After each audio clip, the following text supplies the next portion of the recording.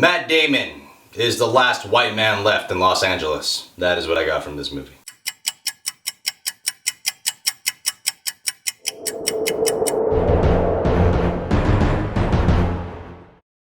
Elysium! One of the most looked forward to movies of the summer. Wow! I watched this movie on IMAX. This movie kicked so much fucking ass.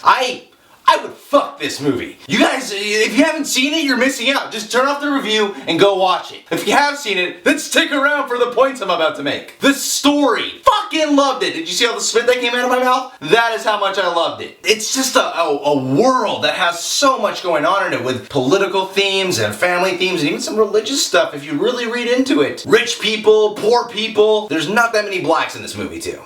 That's what I noticed.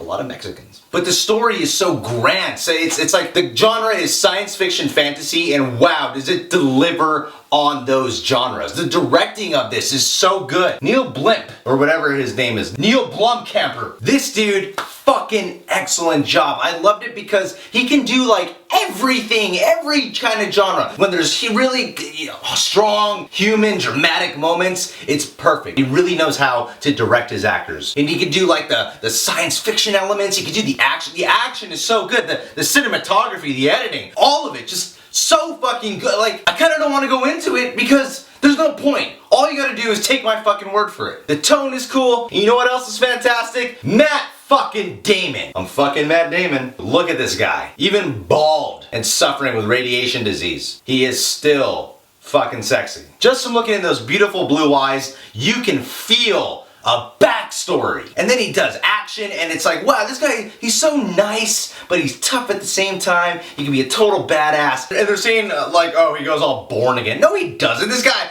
Bourne can kick anyone's ass. Bourne don't lose. This guy gets in situations where he gets his ass handed to him sometimes. Why? Because he's fucking human. He's an underdog. He had a rough life. Fucking guy, you know, all he wanted to do was go to Elysium. Just go to Elysium. But no, it cost too much money. So he stole cars. He tried making some money. He really tried.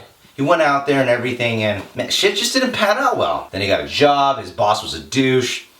Motherfucker gets radiation. He's got 5 days to go to Elysium. He has to get to Elysium. Everything is about going to Elysium. Everything. And Shredder Copley, or whatever the fucking guy's name is. Charlton Copley. Yeah, that's it. He is scary as fuck in this movie. There's moments towards the end where a bunch of crazy shit is going on that we should be terrified of. But you know what happens to be the scariest part? This fucking guy, just knowing he's going after the main character. Ruthless. And the scary thing is he's so three-dimensional. Very expressive performance, but at the same time he doesn't feel like he's chewing up the scenery necessarily. It feels very authentic. But you know what I didn't really like? Jodie Foster. Her performance did not feel sincere. Her accent, I did not know what the fuck was going on there. It was very distracting. I felt like she was trying to, you know, chew up the scenery, twirl a little mustache here and there. Play with her penis that she secretly has. It's a very distracting performance. She'd actually pull me out of the film. This awesome film. An Academy Award winner, Jodie Foster, would pull me out of the movie. There's a dog barking. This is a raw show. And the action! Whoa! It's so cool! Some of the coolest science fiction action shots I've ever seen. And what's really cool about the action too is there's drama behind it. You can actually feel emotion going on here. It's fucking intense! Matt Damon, man, he oh no! The poster fell. We have to go to Elysium.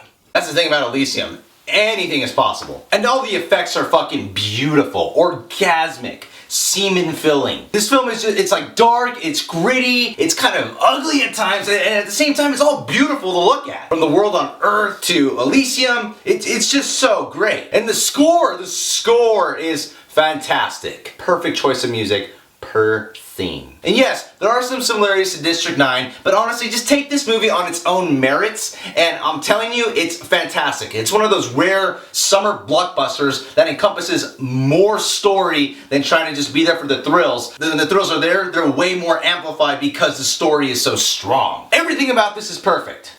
Except for fucking Jodie Foster. Let me get straight to the point here. All in all, I gotta say, Elysium got it super right. Alright guys, thanks for checking out my review for Elysium. Why don't you go ahead, scroll that comment box below, and tell me, what is your favorite physical thing about Matt Damon? And yes, it could be his penis. And if you want to go ahead and follow me on Twitter, you can click this link right here. I'll follow you back, because I don't have too many friends on there yet. And if you want to see more in-depth review of Elysium, go ahead and check out my show called Reasons to See that I do with my buddy Jerry, and we have special guests on the show, Aaron. And yeah, there's 2 white people. 2. That is double the amount of white people that will be around in the year 2154. And if you want to get updated every time one of my reviews or videos is out, go ahead and subscribe to my channel by clicking on this button by my penis. That's right. When the world's coming to an end, no one's going to be going to Elysium. You're going to be looking for this bad boy.